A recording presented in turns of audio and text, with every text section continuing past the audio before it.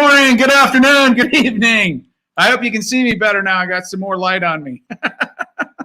I'm broadcasting from the comfort of my lazy boy in my living room now. So the earth rotated, tilted, and the sun's a little different. So we're in the room here. So welcome. My name is Quinn Jacobson. You guys, most of you know who I am. If you don't, well, welcome. This is a Studio Q live show, and we're coming directly from up on the mountain here in Colorado to all of you out there. So we're going to have a big deep dive today on this show. I hope you can hang with me. You might learn something. Hello, Peter and Will and Jeffrey and Boguslaw and Pablo. Good to see everybody. And Craig. I don't know who else is in here, but we'll get rolling here. And Linda, there's Linda and Thilo. Wow, you guys are dedicated. I wonder about my dedication some weeks, but and stand up for Judas. Yeah, happy Juneteenth. That's right. We just here in America, we just said the emancipation, the free slaves in Texas. They didn't get the word until a few years later, but it happened on this day, and the president of the United States just made it a federal holiday, which is a good thing, right? We know all about exterminating the brutes and all that good stuff. So. Hey, Mark Zimmerman, good to see you, brother. And Steve from KC. God, we got a good group in here. I hope you can hang with me. I don't even know if we're going to get through all this material today, honestly. We may have to stop at some point and pick it up next week. I decided to do a very deep dive on this process in the chemicals. And we're going to start with Estabrooke's chapter 6 on Collodion today. I'm going to deviate a little bit and put in some of my other favorite stuff in there. I'm going to try to, in this video and the following videos that we do here, that I do, I'm going to try to help you understand how this process works. There's so many people out there that I see on the social media sites that are posting things that are just so fundamental that they should know these things already, and they don't. So I hope you're tuned in. If you're a beginner, if you're intermediate, if you're advanced, it doesn't matter. If you don't get some of this stuff, you can come back around later on and it might make sense. But we're really going to drive some of these points home that I've been resisting to do for a long time, because a lot of folks are just, you know, I've said this many times, there's something going on in the world today. We can barely read a couple of paragraphs, let alone a book. We can't really get ourselves to commit to things other than distractions on our phones and all this other stuff. So I hope you can hang with me. I wanted to mention just real quickly, Jeffrey right here in the room sent me a great link, and I posted it up on social media.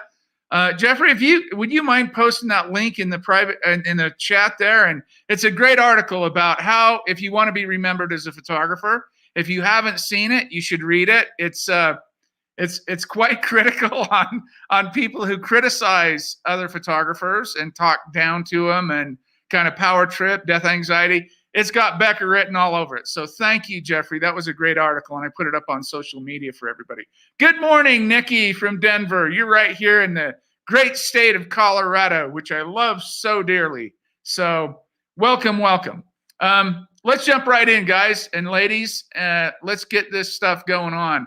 We have a lot to cover, and I hope, stop me if you say, wait a minute, what do you mean by that? Or what is this? Stop me, and we'll clarify this stuff, and we'll make sure that everybody gets the best understanding they can of it and from it.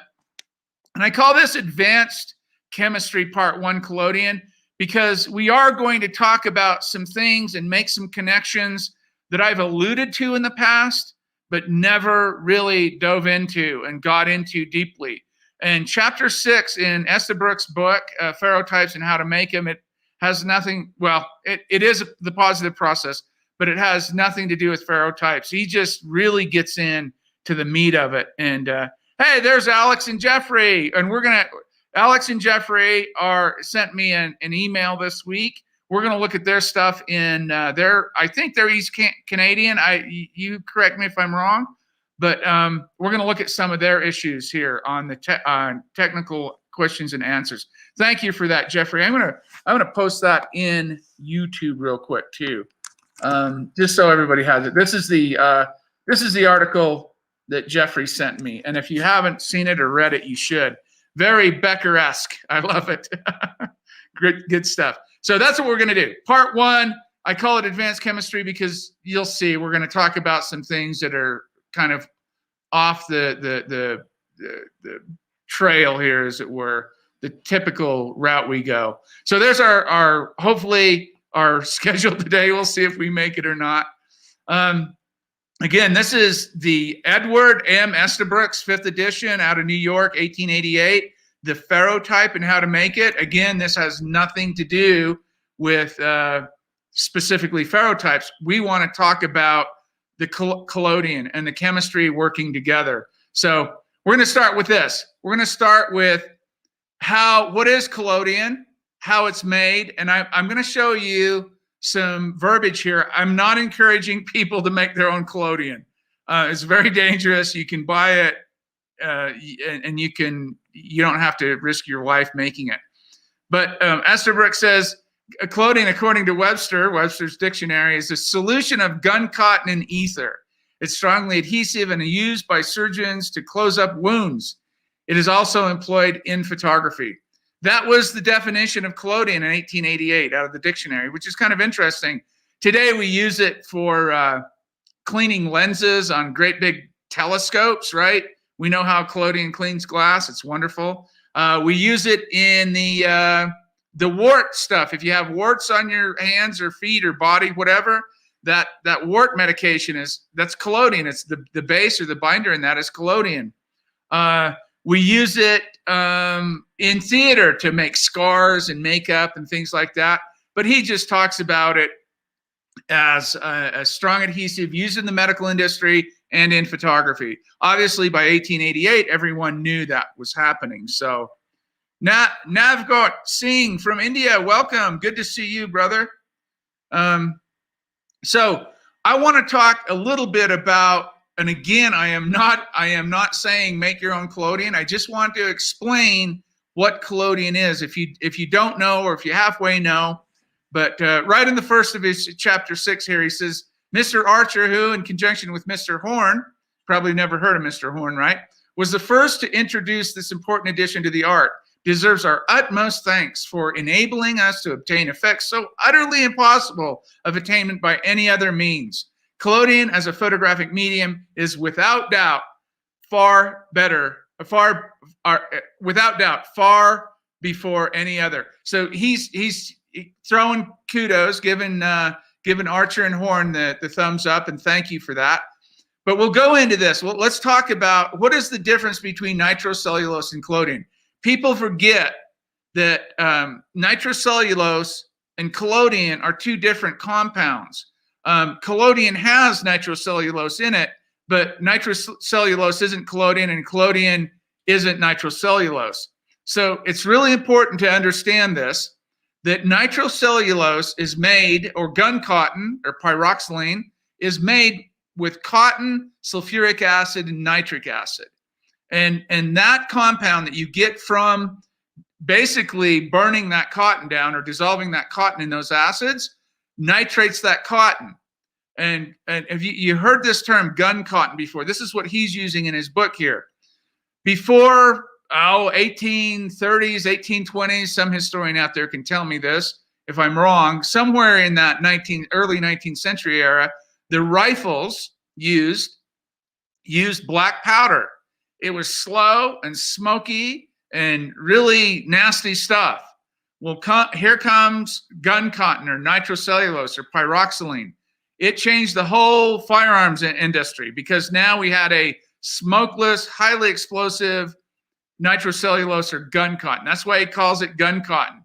It is nitrated cotton, sulfuric acid, nitric acid. That's how nitrocellulose is made.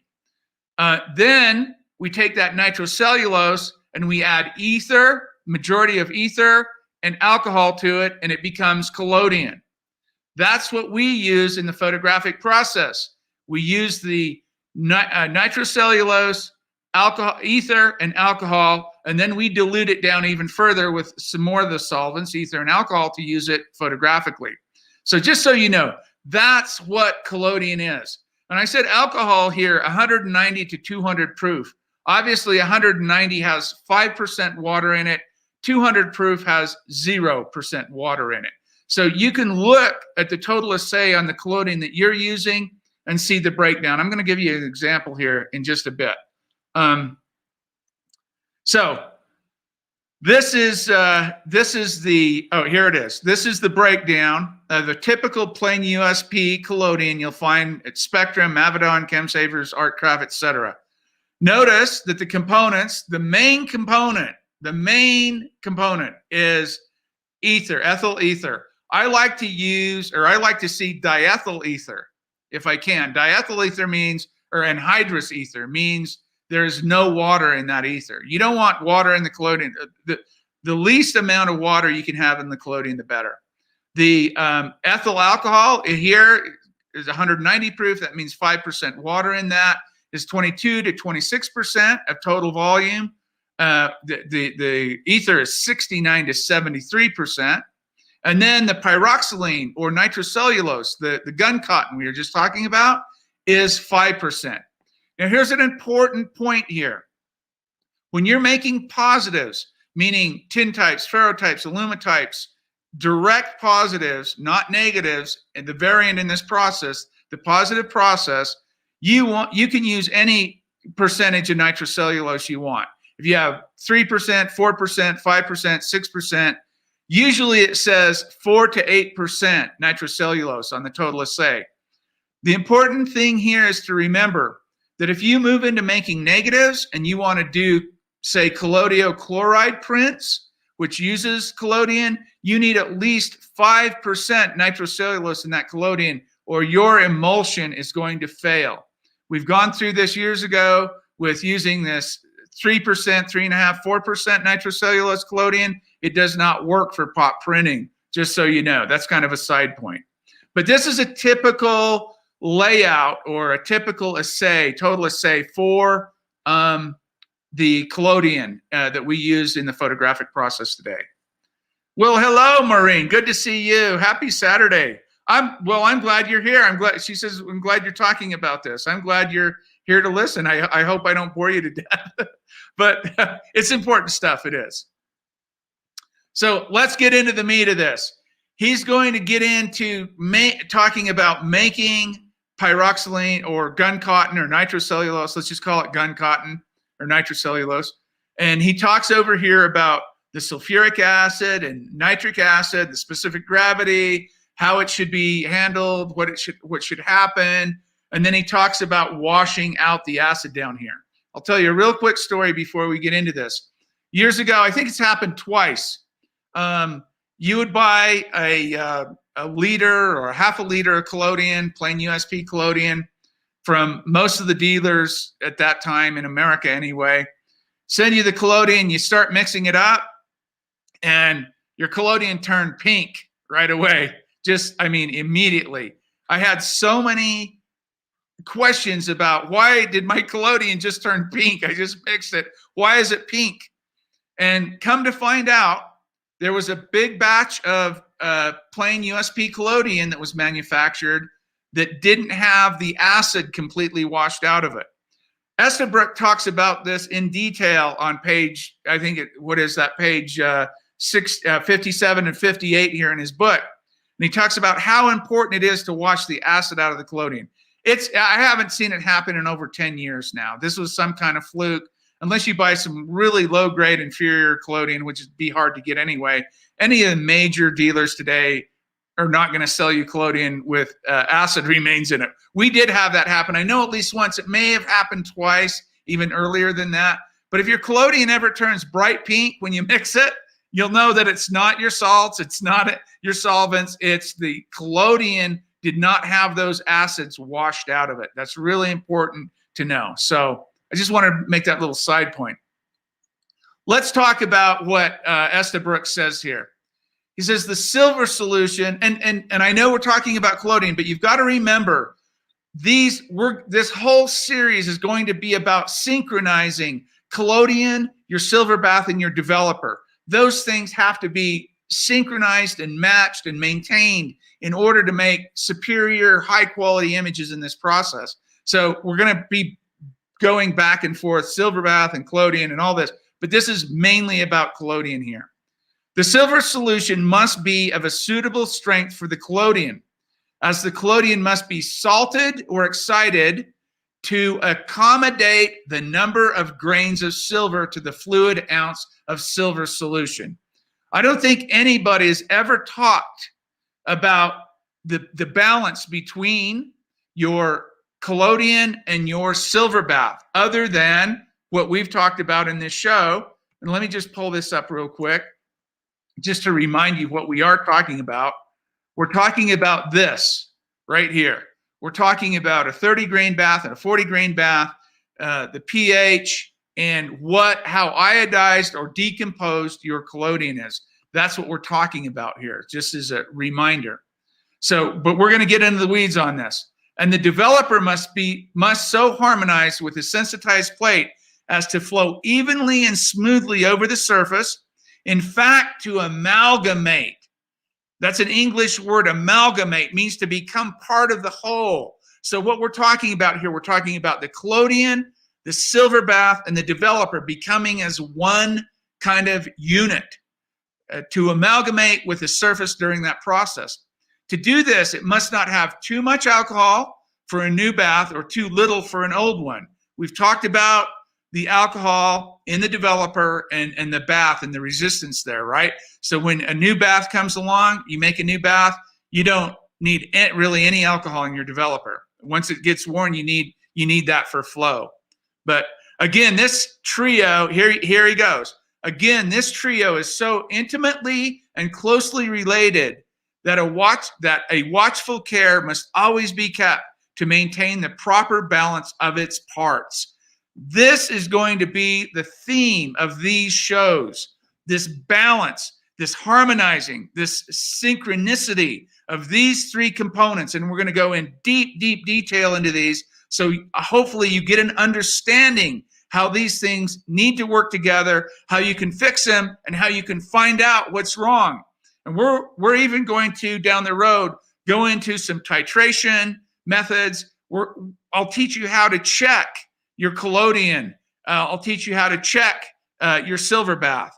And we'll talk about developer intent and deep chemically. We'll dive down that rabbit hole and talk about all three of these very deeply. If the proper strength of the nitrate bath, the silver bath, is 45 grains to the fluid ounce, we should hardly expect good results from a 25 grain solution with the same collodion, right? This is that balance, that little illustration, that the high level kind of information that we always talk about. Care must be bestowed in keeping the bath at its proper strength. This is very difficult because what we're talking about here is maintaining, and let me pull this up here. We're talking about maintaining this. Can you guys see that? Can you see the chart, the double replacement? So when the solid plate goes into the silver bath, this is what happens, the double replacement process. We're after those two halides at the end. We have some byproducts, the cadmium nitrate and the ammonium nitrate in this case, right? So it's really difficult to know exactly where your silver bath is without titration. So just keeping that in mind. So care must be bestowed in keeping the bath at its proper strength. Collodion, which has been kept for a time, is likely to become decomposed. This is where we're talking about orange and reddish, thus settling free iodine, giving its deep reddish color. Accompanying this is a loss of ether by evaporation. So that makes sense. When we're using a collodion, and it's all, I just pulled mine out the other day. Mine's still good actually, but I've had it in a cooler and it's fine. But as it decomposes and turns dark orange and then to red, obviously we're going to be losing ether as well too. A little bit of alcohol too, but mainly ether. These things must be attended to according to directions in an article on collodion. What I've always said is I'm a big fan of using a drain bottle. When you pour your plate and you drain your collodion off, you have a drain bottle. And that's not only just for practical purposes for, if you're outdoors and you have stuff blowing on your plate and you don't want it in your pour bottle, or you have crusties or whatever, that's practical. But I talk about reconstituting your drain collodion.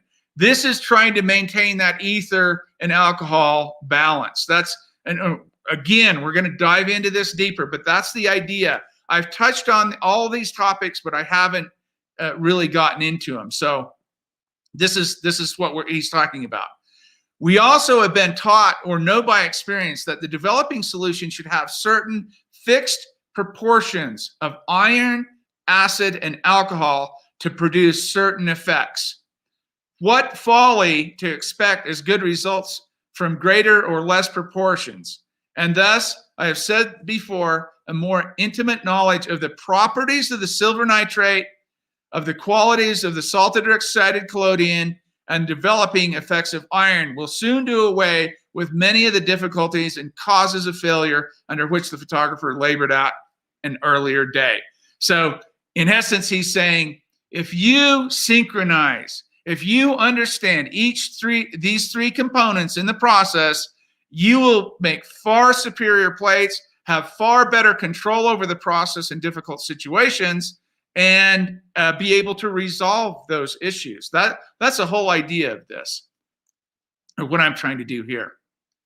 So let's go back to the collodion here. Having obtained good pyroxylene by purchase or by the above process, I recommend you purchase it because we don't need to make collodion today. Most people don't need to do that. The next point of inquiry is with regard to the solvent. Many experiments have been made to ascertain the proper proportions of ether and alcohol to produce the best collodion. I'm going to talk today about something you've probably never, ever heard of before. And this is the consistency of the collodion, what the alcohol actually does in the collodion in the process of that double decomposition, and also putting the iron developer on it.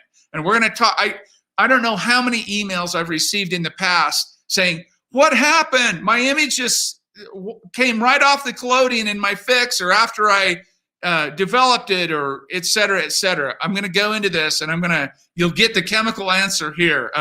If you've ever had that happen, where your image is like right on the surface and it just kind of flakes off or scales off, we're going to talk about that.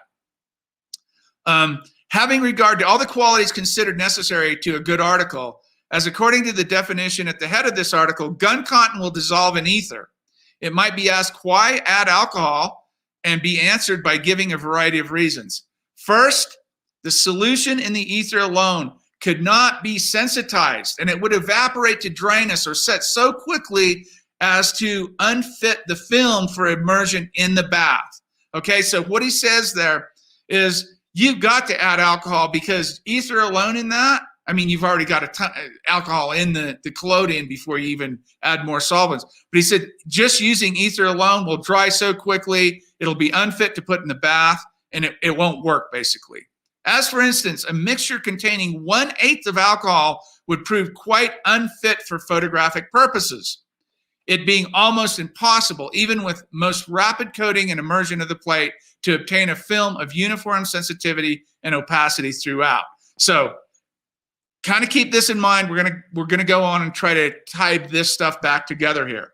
It's been found that the proportion of 3 parts of alcohol to 5 of ether produces the best results. You say, wait a minute, Quinn, you just told me to mix 50-50 alcohol and ether.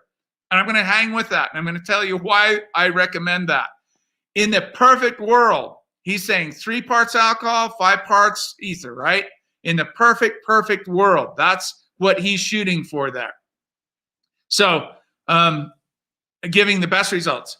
Giving without the least difficulty a film beautifully uniform and highly sensitive, and at the same time perfectly tough and easily removable from the plate if desired.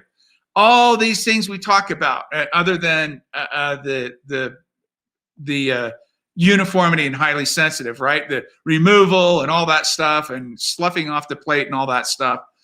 Flaps and non-adherence, those kinds of things. These proportions are, however, more satisfactory during the season of cold weather, as it is found to have the film set too quickly in hot weather. So there he's saying the ether is a little bit too high in that for hot weather. It'll evaporate out quickly. You don't have enough alcohol. We're not really talking about the alcohol. We're talking about the water, the 5% water in the alcohol. So this, when the evaporation is so much more rapid in the summer, the surprising improvement caused by the addition of a certain quantity of alcohol is referable to causes partly chemical and partly mechanical. On examination of the films, it will be found in a sample containing 1/8 alcohol, and occasionally when a larger proportion is used, that on immersion in the silver bath, the iodide of silver is formed on the surface and can be entirely removed by friction without destroying the transparent film below. So let me tell you what's happening there. He's saying if you use a lower proportion of alcohol, your image is going to write on top of the collodion. We don't want that. We want the image in the collodion, in the film, in the emulsion, whatever you want to call it, right? Talk about sloughing off. He talks about it right there. It'll come right off and leave your layer of collodion right there. That's too little alcohol. Talked about drying out, but now he's talking about the actual, what alcohol does is it helps the image embed into the film. So while in those collodions containing a larger proportion of alcohol, 1/2 or even more, that's what I recommend, 1/2 and 1/2, the iodide of silver is wholly in the substance, meaning it's embedded in the collodion, and in this state possesses the utmost of sensitiveness or sensitivity, let's say. This difference of condition is owing to the very sparing solubility of ether in water, which in the first case prevents the entrance of nitrate, silver nitrate, into the film. You get that? The ether prevents the silver nitrate from getting into the film, into the collodion, into the emulsion. Consequently, the iodide and silver solutions meet on the surface, but on the addition of alcohol in greater proportion, its solubility enables the two to interchange places, and thus the silver iodide is precipitated throughout the substance of the collodion film in a state of the utmost division. So the key points here he's making are the quantity of alcohol and how it affects whether the salts are on the film or in it. And obviously, what I recommend, and I've said for years in my books, is the alcohol, I like 1/2 and 1/2, both for drying, for longevity. If you're in a high, dry, hot climate like I usually work in, that 1/2 and 1/2 is really good.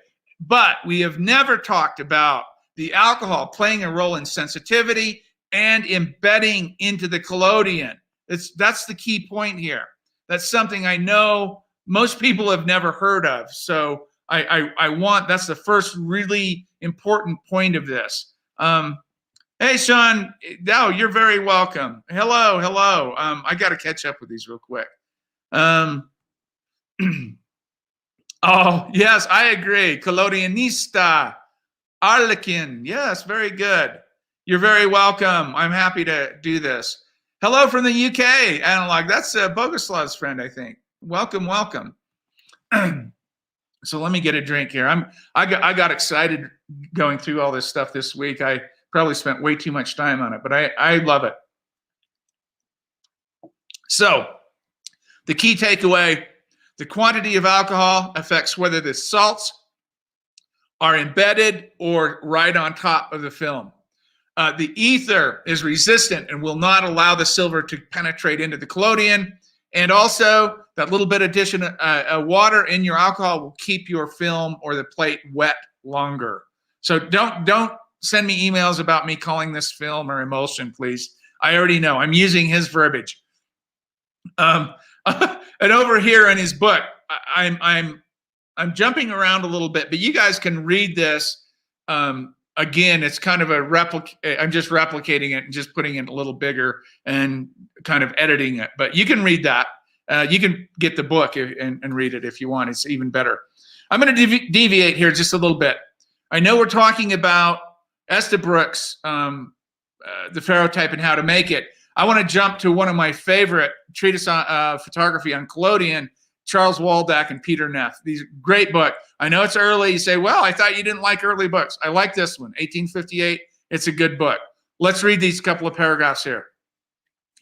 Going on to the collodion, the silver bath, and what happens in it, right? The plate must be left in the bath a time sufficiently long to allow the iodide and bromide contained in the collodion film to be transformed into iodide and bromide of silver. We know that. We know what double decomposition is. We know how that process takes place. We've talked about it a lot. But check this out.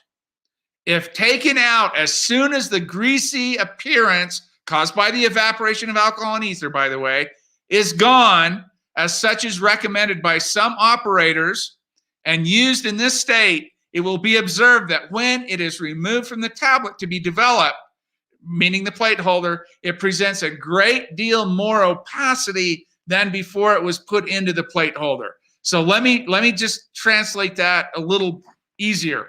He's saying, if you have a plate, you put it in your silver bath, and you just check it. You're not even timing it. You're just checking it until the greasy goes away, and that's what I tell you to do. I actually tell you to agitate it a little bit to speed that process up every minute or so. But if you just do that, and as at the immediate, when you pull it up and those greasies or those rivulets are gone, he says if you take it out at that point of your silver bath and put it in your plate holder, you go make your exposure, you're going to find when you remove it from your plate holder to develop it, it's going to be more opaque or more thick, a more non-transparent, if you will. So that's what he's talking about there. Now let's go on and see what he means, what that means. This is a conclusive proof that all the iodide and bromide was not transformed into iodide and bromide of silver during its immersion in the bath. Have you ever heard that? I doubt you've ever heard that. Quite the opposite. In fact, I've said a lot of times, once those rivulets are gone, it is sensitized. But listen to what Neff and Waldeck say here. And that the transformation was yet going on when the plate was removed out of it, at the expense of the silver nitrate that was on the surface of the film. Meaning now it's stealing to properly do this. Now it's taking the free silver from the plate and it keeps on process. This double decomposition keeps happening even as you're loading it in your plate holder, doing your exposure, all that stuff. This silver nitrate on the film is necessary and required in the process of developing the impression or the image, so that removing a plate out of the silver bath too soon is weakening the silver nitrate on the surface of the plate and is the same as using the bath that is too weak. In other words, they're advocating a longer sensitization time. In such a case, the necessary relation between collodion and the silver bath does not exist, and a satisfactory result cannot be expected. Very interesting. And so when they say satisfactory result, keep in mind, they're not talking about what we're talking about today. Somebody gets an image of any kind and, oh my God, look at this. They're talking about a high quality, superior image. I mean, that's what they were after. That's why they deep dove on this stuff and really got into it. So interesting. We'll elaborate on this in the silver bath more, but we're just talking, we're talking collodion here and this double decomposition process. So on to the second paragraph. The stronger the iodizing, the stronger the bath must be, and a larger quantity of gun cotton must be used in order to retain on the plate the silver iodide, or the iodide and bromide of silver formed in the silver bath. So if you have a highly iodized collodion, your bath needs, they want the bath stronger, or a larger quantity of gun cotton must be used. In other words, we're going to talk about the thickness and the flow of collodion or gun cotton as it appeals or connects with the exposure. I'll just leave it at that. The rules to be observed in regard to the relation are these. If the film of the collodion iodide is silver, formed in the bath is transparent and bluish. Okay, I know everyone here has probably pulled out a plate and they, wow, that's really blue and kind of translucent. Use a 20 grain neutral or very slightly acid silver bath. If the film is less transparent and gray, not completely opaque, but less transparent and more in the gray area, use a 30 grain silver bath, pretty acidic.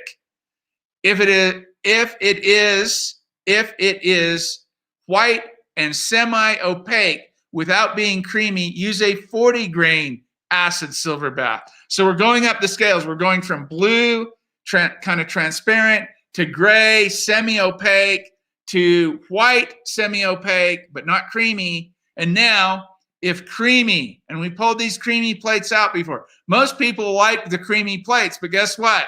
You need a 50 grain acid silver bath for those to perform well. The use of let's say hydrobromic acid. We use nitric acid, we use nitric acid in the collodion or of nitric acid in the bath, rather, must be avoided. Faith transparent films and with weak silver baths because it is very injurious to halftones. So in other words, if you've jacked your silver bath up with a whole bunch of nitric acid, you're going to have a problem producing good images in this case. It's injurious to the halftones, he's saying here. The quantity of nitric acid given in the above formula is always the minimum. We will see in the practical results in what cases it is desirable to increase its quantity. And we'll talk about that in the silver bath area. Our experience teaches us that the best results are obtained with most facility by using a white and semi-opaque films with a 35 or 40 grain acid silver bath. So you've seen that result. That's what I promote in the iodize, in the little chart that we use. That's what he's talking about. Those equivalents should produce not a creamy opaque plate, but a white semi-opaque plate. And now you're talking about a bath, usually in the pH 3 to 4 area. And that's what he calls an acid silver bath. If one of the collodions prepared by the above formula gives a creamy film or one that is too transparent, bring it to the state of iodizing, which is white or semi-opaque. And that means you're going to be allowing your collodion to go into the highly iodized range, the orange, yellow, orange, and red areas, or close to it. The opacity of the collodion film depending first on the quantity of iodizing, right? How decomposed it is. Secondly, on the quality of the cotton, given more or less fluid solution. We're going to talk about that here in a minute. It can be increased or decreased in two different ways. First, by increasing or decreasing the quantity of iodizing, what color it is. And secondly, by increasing or decreasing the quantity of cotton, either adding more cotton or more collodion or not, or less. Thus, when the film is transparent, then add cotton to give it more opacity. Scott Schroeder, a guy that used to be on the forum boards, he's a chemist. I think he's in Texas. He wrote me an email this week, and we were talking about this. I said, ironically, I'm going to do a show on this. He has got a drop test, and I'm gonna explain that to you probably in the second section of this, probably next week. He's got a drop test that you can measure how thick your collodion is, and it will affect the sensitivity of it. So that's what he's talking about, increasing or decreasing the quantity of cotton. And so when the film is transparent, then add cotton to give it more opacity. When transparent and the required thickness, add iodizer. So when it is opaque and thin, dilute with plain collodion. When opaque and thick, dilute with alcohol and ether in the proper proportions. So I've said this before, but it's not just your silver bath, and it's not just hot weather in your developer creating fogging and veiling. And this is what he says at the last, and they say in the last paragraph here, the synergy between the collodion and the silver bath is so important because it determines how well the film will react through the process.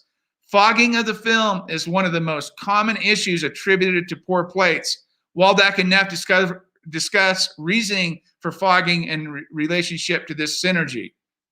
So here's what they say. Want of relationship between the different solutions used. A, the bath is too strong for the collodion, or the collodion too feeble for the bath. That's what they just said. The quantity of cotton is too small, or the quantity of iodizing is too large. In other words, the collodion is over iodized. So there are the two reasons. And fogging will occur if the collodion is over iodized, for sure. And you'll also waste silver. I've talked about that before. We will distinguish in the over iodizing several degrees. First, the over iodizing is such that flakes of iodide, silver iodide, are liberated in the bath. The picture, instead of being in the collodion film, is on the surface and can be washed off without the collodion film being injured. So we just read what Estabrooke said. They're reiterating it here, Waldeck and Neff. Same thing.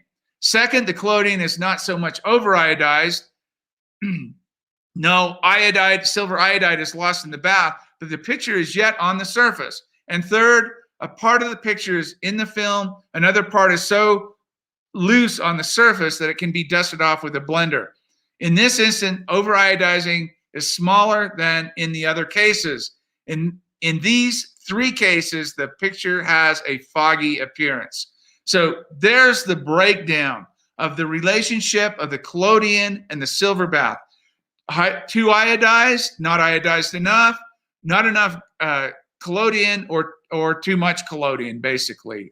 Not really too much, but too thick. And we'll talk about the drop test probably in the second part of this. So he's going through, we're back to Estabrooke's book now, and he's going through the quantity of alcohol contained in a sample of ether may be easily ascertained by agitating the ether in a graduated measure glass. He talks about looking at basically titration here. Perfectly pure solvent having been secured, we shall proceed to consider the materials necessary to excite or sensitize the collodion so that the film, when introduced into the bath, may excite a chemical action with the silver nitrate producing silver iodide, which is deposited on and in the substance of the collodion film. So he's saying mostly embed the image. That's what we most want. Those are generally used as the iodides and bromides of potassium, ammonium, cadmium, and sometimes zinc and sodium. Of these, all but the potassium have the great advantage of being readily soluble in any collodion. Remember, here we go back to that Ki, that potassium that's not soluble in solvents. It's soluble in any collodion and may therefore be added at once to the solution of gun cotton. But potassium iodide requires to be dissolved in water, and even then must be added to the alcohol before mixing with the ether, or it will be precipitated in the form of a fine powder, insoluble except by the addition of more water.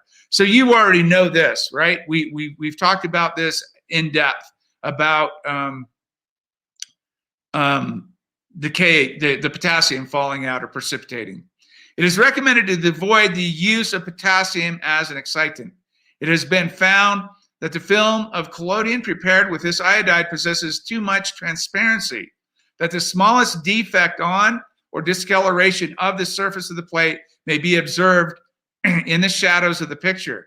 With the collodion prepared with ammonium and cadmium, this is not the case. The film is more opaque and covers many defects in or on the surface of the plate.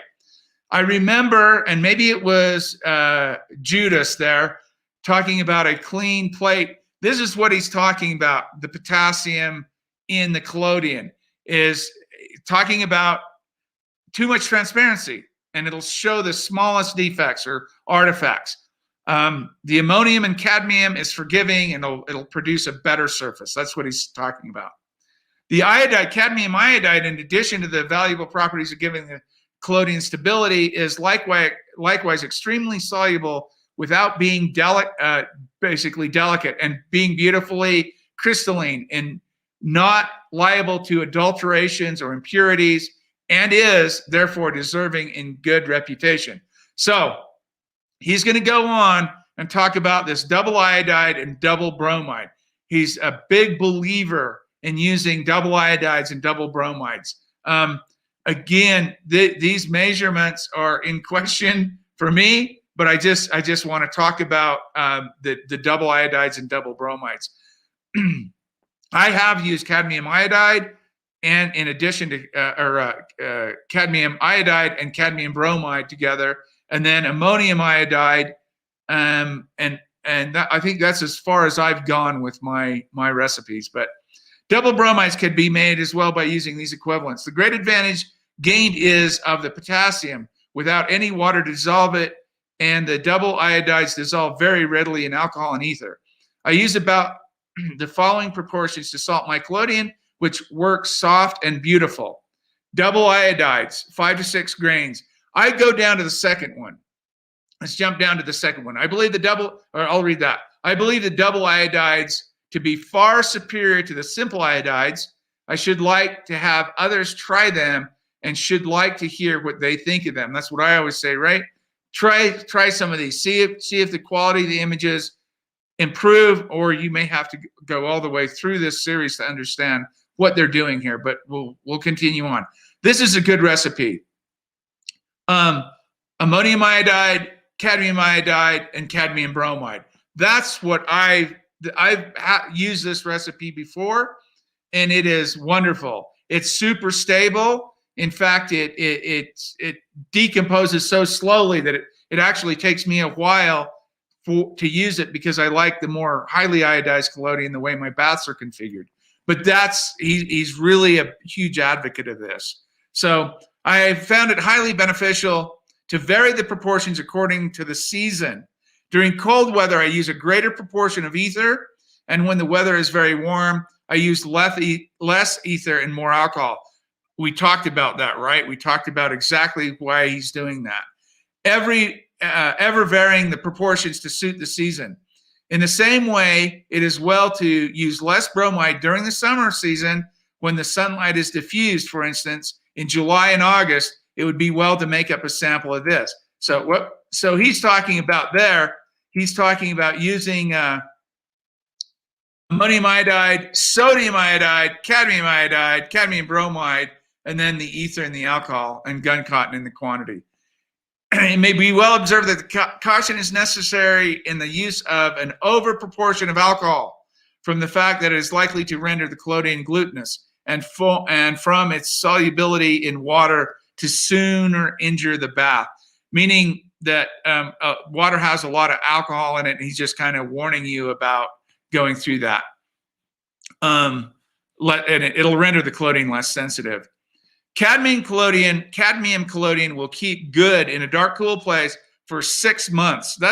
I say even more than that. I think it took me 3 or 4 months just to try to get it to start to change a little bit. Great collodion, though. I mean, it is. It's just not for negatives, for positives. Again, that's really important to remember.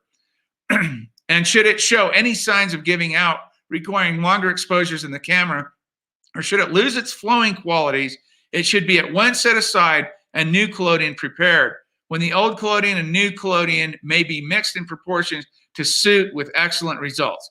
There it is. We talked about it before, mixing the old collodion and new collodion. That's what he's talking about. It often appears that the mixture was better than either had been before. If a quantity of old collodion should have collected, it may be restored using the following process. So just a break right here for a second. When you have old red collodion, people talk about putting tinfoil in it and zinc in it, acetone in it, all these things float around. Listen to what, yeah, there you go. Somebody, Lee's Landscape. Exactly. It's exactly right. Listen to what Estabrooke recommends. Fill a pound bottle nearly full of the old red collodion. I put red in there, but old red collodion. When it is very dark in color, you may add a few drops, 3 or 4, of what? Strong ammonia, and set it away to have its perfect action, which will result in restoring it to its original color by neutralizing the acidity of the old mixture. So when collodion decomposes, it releases a lot of acid. Ammonia will suck that acid up and restore it to its original color. I just pull this up. I don't know who this is, but Facebook, Lee's Landscape is double iodides. I love it. It lasts forever. That is very true. This formula is up to 6% USP. 6% is great, Boguslav. That's fine. Yes, 6%. Oh, we have it in Poland, only 4%. So you wouldn't be able, Boguslav, you wouldn't be able to make collodion chloride paper with that 4%. It's not strong enough. I've ran tests on it. I think I have videos out there on it. It'll just kind of fade away. 5% and higher for collodion chloride paper. 4% is great for direct positives, what we're talking about here, no problem. So there's ammonia. If you want to get your old red collodion back to its perfect state, try Estabrooke's ammonia. Don't get it by your silver bath though. Your ammonia and silver bath will never work well unless you're doing maintenance on it or something. So he goes on to say, he tests it with blue litmus paper, pH, in addition of a drop of pure nitric acid, always remembering that for ferrotypes, the bath should be neutral but faintly acid. What he's talking about here is a pH 4, basically. That's what he's talking about. Indeed, the use of acid is to be avoided except when necessary, as in such cases as the above, in fact, in most, if not all cases, except when the free ammonia has been added to the collodion. So you'll be fine using the resensitized collodion with ammonia. You probably won't have to mess with your silver bath much on pH. The silver solution has a tendency to become acid rather than alkaline. People ask me this all the time. Well, what if my bath gets up to like pH 7? No, you don't have to worry about that. You're just like he said, you're going to become more acid, especially as your collodion decomposes and releases that acid in it. It'll release it into the bath as well. Both from the frequent presence of free iodine in the collodion, just like I said, which sets free nitric acid in the bath,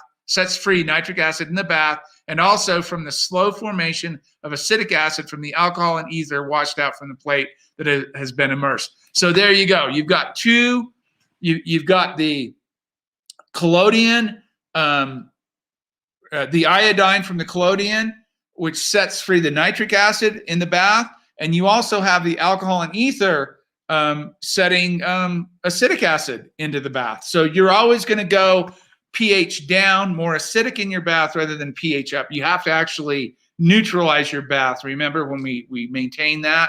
We'll talk about in the silver bath area too that way, but we're just talking about what the collodion does in the bath here. When the collodion has become very brown or dark red in color, I've never seen brown. 19th century talks about brown collodion all the time.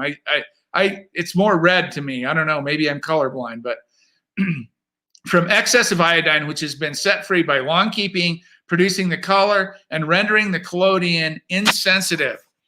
It has been found that the addition of oil of clove oil in the proportion of 4 drops to each ounce causes a surprising increase in sensitivity. I don't know if anybody has used clove oil, but there you go. You'll read, if you read the primary literature, they have all kinds of crazy, like add ginger and turmeric and you'll have, I mean, it's insane, but I thought it was interesting. And,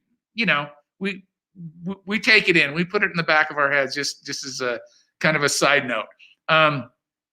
Surprising increase of sensitivity. The strength of the solution of silver nitrate should be proportionate to the quantity of iodide in the collodion.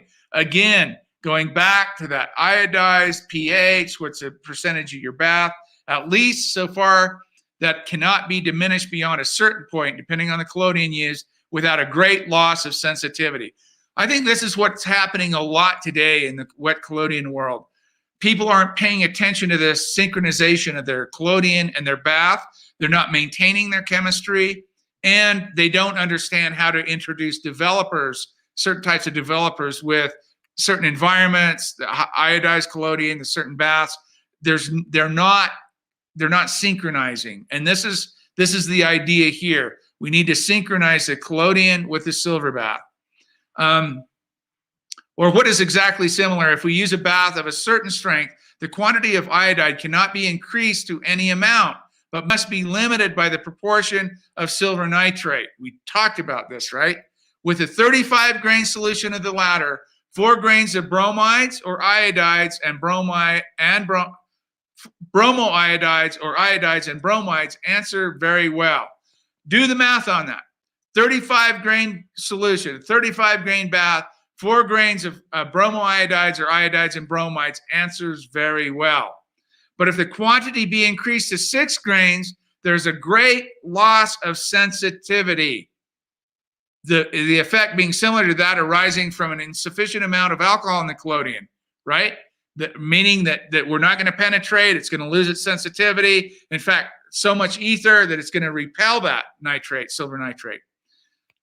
In consequence of the silver iodide being decomposed superficially on the surface, right? Or even falling off the surface into the silver bath.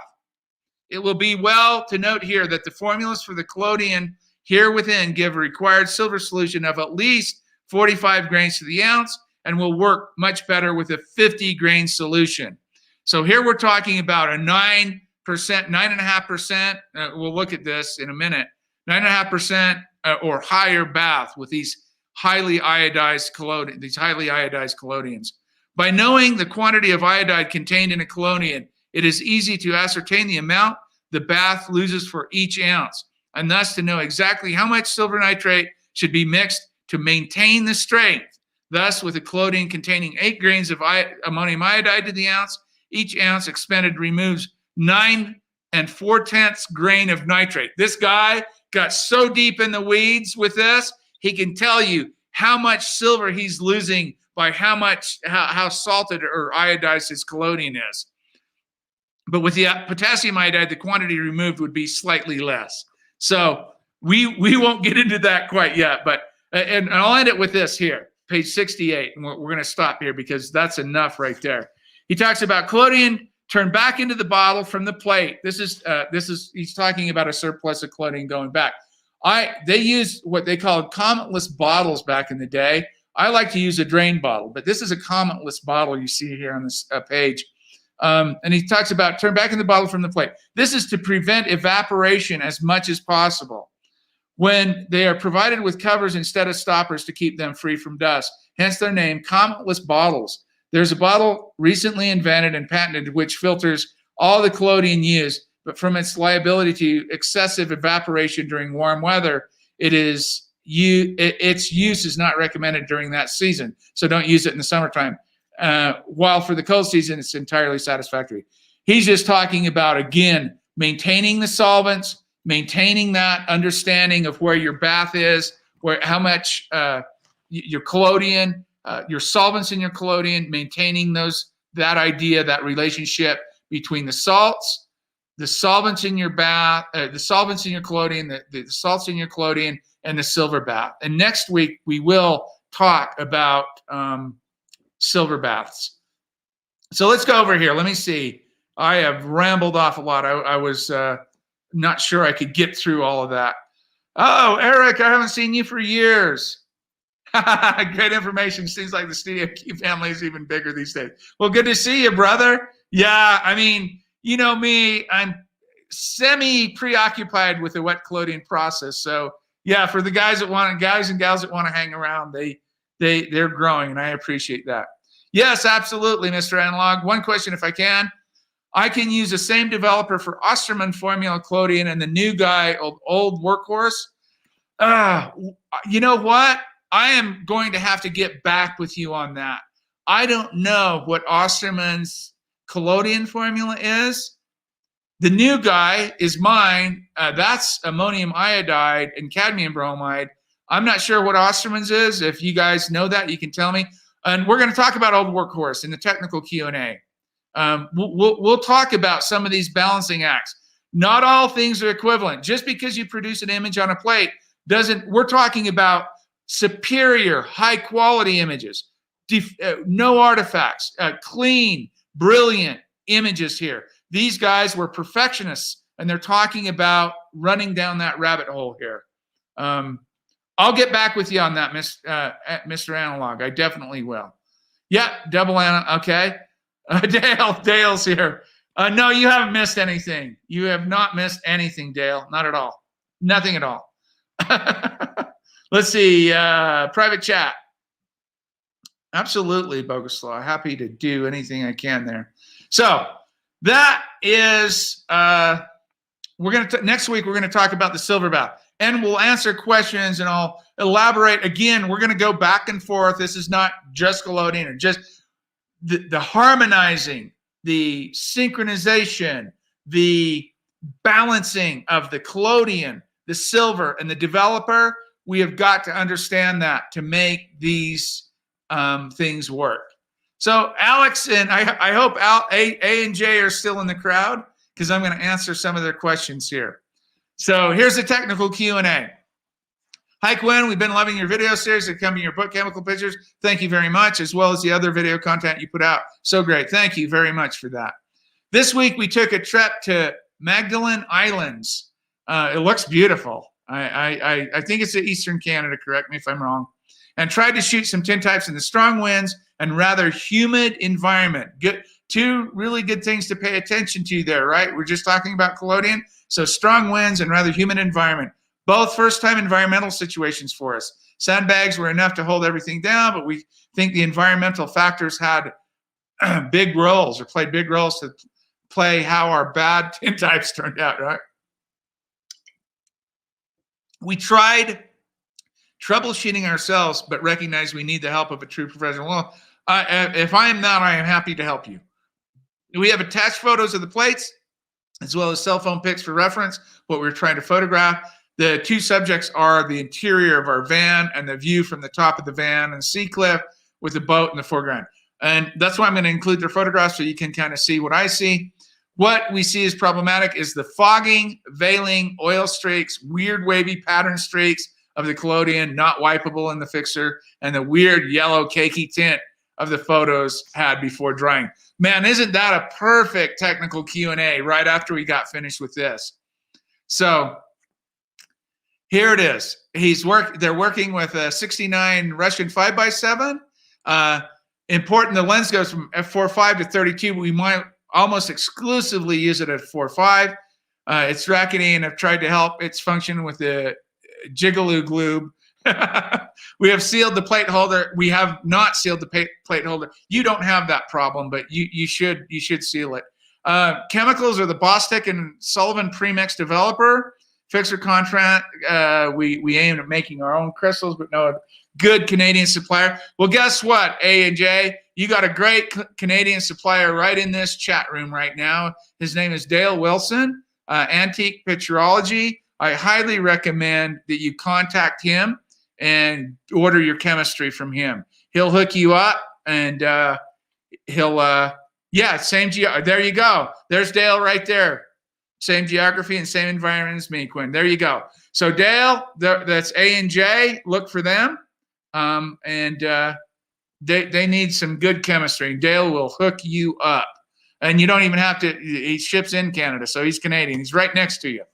So they're using old workhorse Collodion, silver nitrate 10%. That's a 50+ grain bath. Also from Bostic and Sullivan. We haven't performed any heavy maintenance on the silver bath yet. Just coffee filter. That's fine. From the looks of your plates, it's no problem there yet. Plastic trays, we do developer and tray method. I would recommend, the first thing I would recommend is you try working on your technique for hand developing.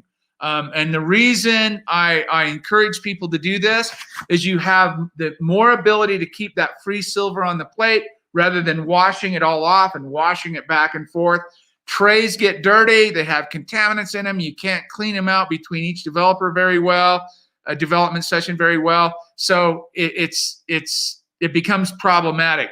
I would first recommend that you use the tray method. And you have my videos, watch that technique and start trying it, practice with that. Also important, we successful plate most of the time, but we think these new issues are related to chemical maintenance, humidity, wind, as we have encountered them before. Haven't encountered them before. So no problems. Let's look at your situation here. So here they are. It looks beautiful. It looks absolutely beautiful there. I love their dog. He's just loving that. And that old, I would have, maybe you tried to photograph that ship, right? I don't know. But there's their environment. Nice overcast day or overcast-ish day. And here they are. It looks like if you go back to here, it looks like that's what they're trying to do, right out the back of their van. Right off the bat, to me, it looks like it's overexposed and overdeveloped. You've got probably the humidity and or the wind, but the tray developer is causing you problems right there. But the balance, we're going to look at the old workhorse here, the balance of the salts in the collodion and the 50 plus grain bath are probably causing you some problems, but mainly the technique there. And here we go where we're just not getting coverage at all. It's not drying out. It would have a different appearance if it were drying out. This is a flow problem, and then you get this strange anomaly here. And we're gonna go talk about on the right side. We're gonna go talk about these things right now. But here it is. I love Estabrooke's. I didn't include this in the beginning, but here's the quote under here. We have in the collodion process a very important trio of essential parts: the silver nitrate bath, the collodion, and the developer. These three must strictly harmonize to produce good results. That's on page 115 of the book we're looking at. So, one, make sure your silver bath is synchronized with your collodion. And we just talked about that, right? How iodizes your collodion, what are the numbers in your silver bath, a percentage and pH. And then the old workhorse collodion. I've never used this. I don't know much about it. I know it's from Coffer. It's 2.5 grams of CDBr, cadmium bromide, 8 grams of NH4I, ammonium iodide, and 2 grams of ammonium bromide, NH4Br, ether 312, alcohol 312, and collodion 376. That's for one working liter of it. So you've got 0.8, 0.2, and 0.2. You're highly iodized. And look at the bath you're using. You're using a 50 plus grain bath. This is part of your problem, and especially in this environment where if wind, you probably do okay because you've got enough alcohol in there, but there's something going on with your developer. And I have no idea what the BNS developer is. And I recommend the 3% iron, 4% acid, and 3% alcohol for the formula. And I also recommend running some tests on glass. But let's go back here. I saw something here. Let's see. Oh,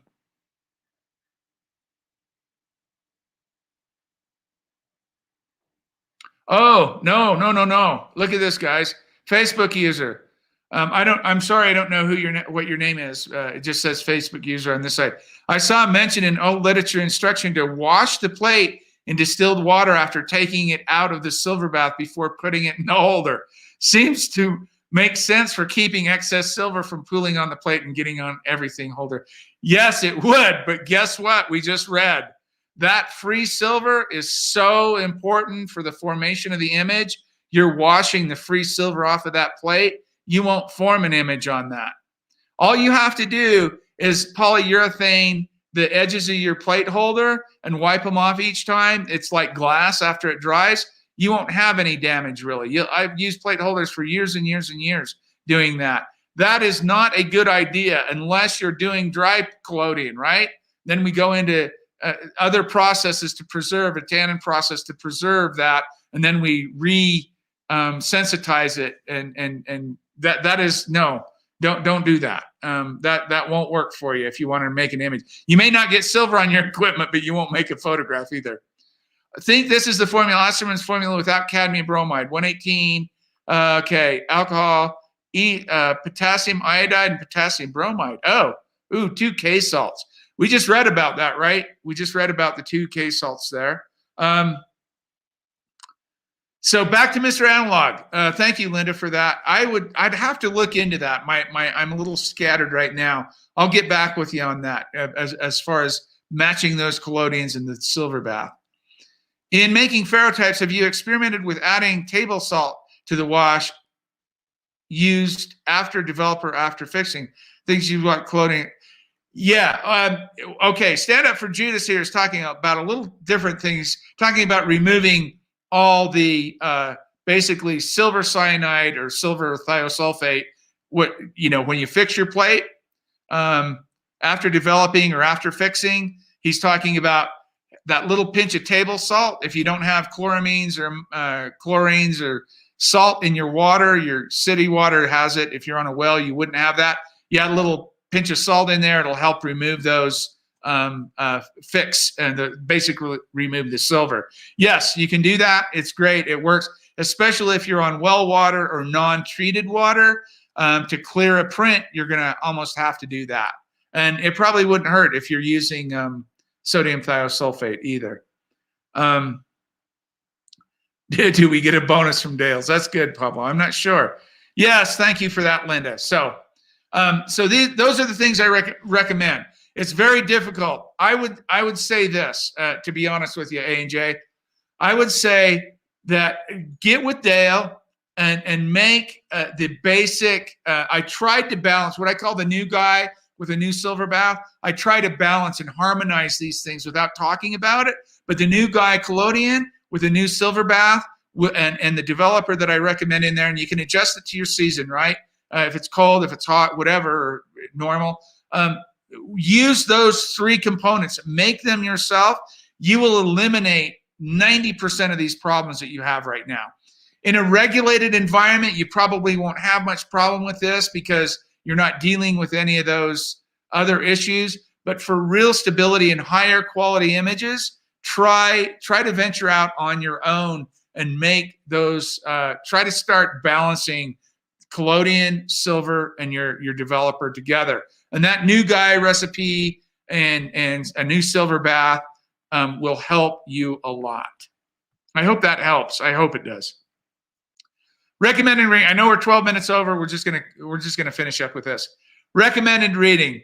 I have this wonderful set from August Sander. He is probably one of my favorite photographers. Amazing work, amazing volume. This is 1,400 pages. I have this. I can't wait to get my books back out. They'll be coming out shortly, and I'll be able to thumb through all this stuff again. But this is, if you haven't seen this work, if you don't know who August Sander is, please look into him. He's an amazing artist. He died the year I was born, actually, but he really did an amazing job of the people of the 20th century. The Germans, he photographed Jewish folks. He was right there in the midst of all this controversy and all the hardships in Europe during World War II and the Holocaust.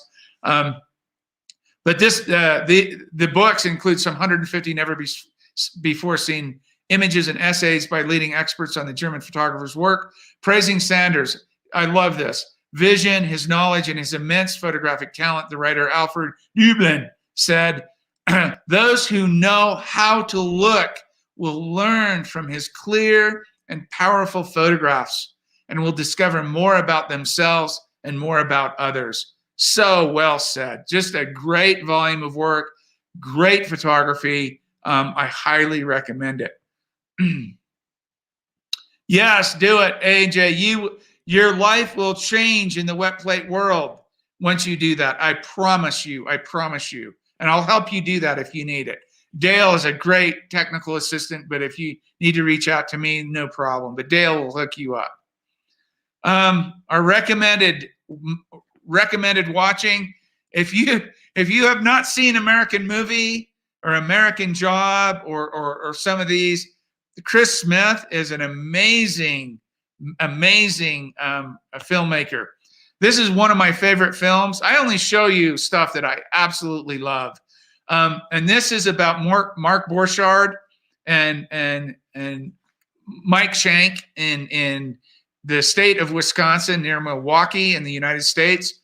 But it's about Mark Borchardt. He is driven to be an artist and filmmaker. He has a vision and will go to extremes to make it happen. I became very interested in documenting my sitters after watching this film.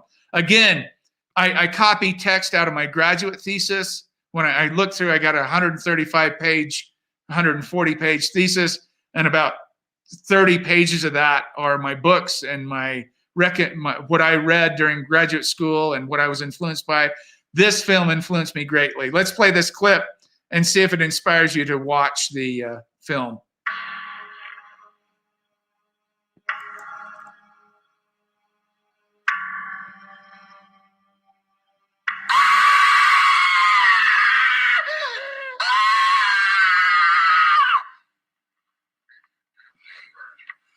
That was wicked, man. His whole life is making this one film. You have 2 hours tomorrow from 11 a.m. to 1 p.m. and be an extra in a film. You get your name on the credits, man, as a producer. And of course, there'll be a whole crowd of people here. So we got to make like a line where people can't go. Have a hell of a lot of assistant directors saying, hey, could you step back like 5 feet? I think my mom's going to have to end up going out in the woods. I have my shopping to do. Okay, you got to spread apart that way. All of the extras have just fell through, except for Mike Shank right there. We used to do a lot of partying together, but I don't party anymore. Hey, Mike, make sure everyone has brown gloves. Does everyone have brown gloves? Oh, dude. I'm broke, man. I got to get gas tomorrow. And dude's talking about making a feature film. The name of the film is Coven. Coven. Coven. That's the proper pronunciation. No. Coven sounds like oven, man, and that's just, it doesn't work. She wants to be in your film, Bill. Oh, my gosh. You get your $3,000 back. It's the first line of the film, man. It's got to be on the money. It's all right. Okay, I believe we can do this. Shot 37 here where my head goes through the cover. Every time we got together, there was something that seemed to go wrong. Oh, dude. I'm sorry I tried to put your head in this. Take 30. Cut. You gotta watch your teeth, too, because they clack a little bit when they loosen up in the mouth. Oh, no, sí, desaprende. Oh, no. What are you talking about, Ma? Check it out when you look at the scarecrows. You get it? Within weeks, the film will be cut and finished for multiple sales. What do you think about that? Multiple sales to whom? We get to see Americans and American dreams, and you won't walk away depressed after seeing this. This whole thing is turned into a theatrical mockery. Do you understand that, Mike? No. Well, you will. Would you buy this movie for $14.95? Hell yeah, man. If I can find 3,000 people like you across this country, man, I'm in business. I love it. You'll be completely entertained. He is so motivated. He's broke. He doesn't have a pot to piss in or a window to throw it out of, but he is so motivated. And Mike Shank is their characters. It's an amazing film. I highly recommend you watching it just to be inspired. He shot everything on 16 millimeter film, which is really cool. And just watch it.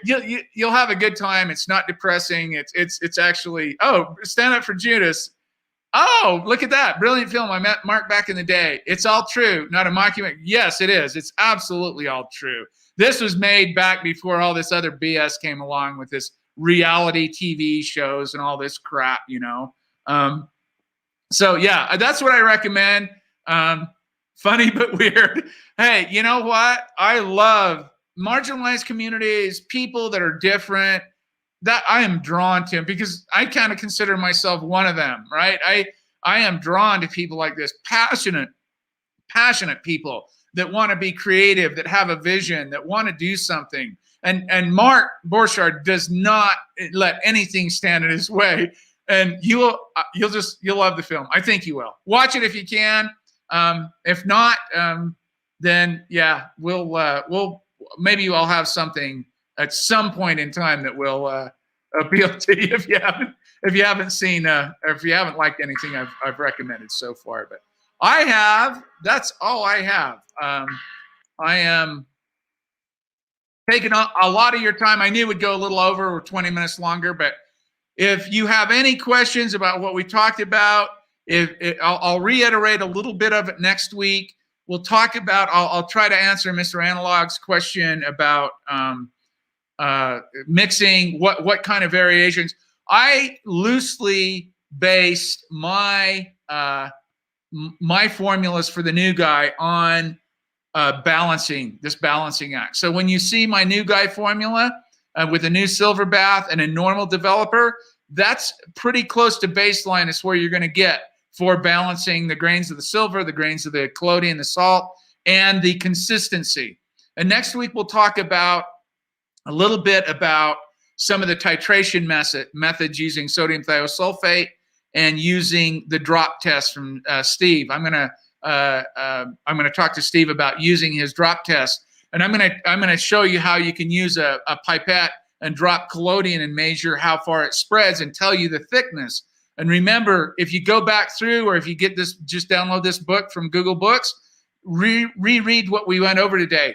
Thickness or viscosity of the collodion is really important to sensitivity and how the image performs, along with the salts and the balance of the silver bath and all that. So I appreciate your time, ladies and gentlemen. If there's anything else, email me. We'll come back next week and try to do this again. We'll do a little recap on the collodion stuff, and then we'll jump right into the silver bath. That's chapter 7 of Estabrooke's book. We'll continue on with that and try to put a little series. I know this is a little more advanced, a little more, in the weeds, but believe me, if you can get this down, your images will improve tremendously, your knowledge, your troubleshooting abilities, all that. So thank you for your time, ladies and gentlemen. Stay happy, stay safe, and I will see you next week. Thank you for your time. Bye-bye.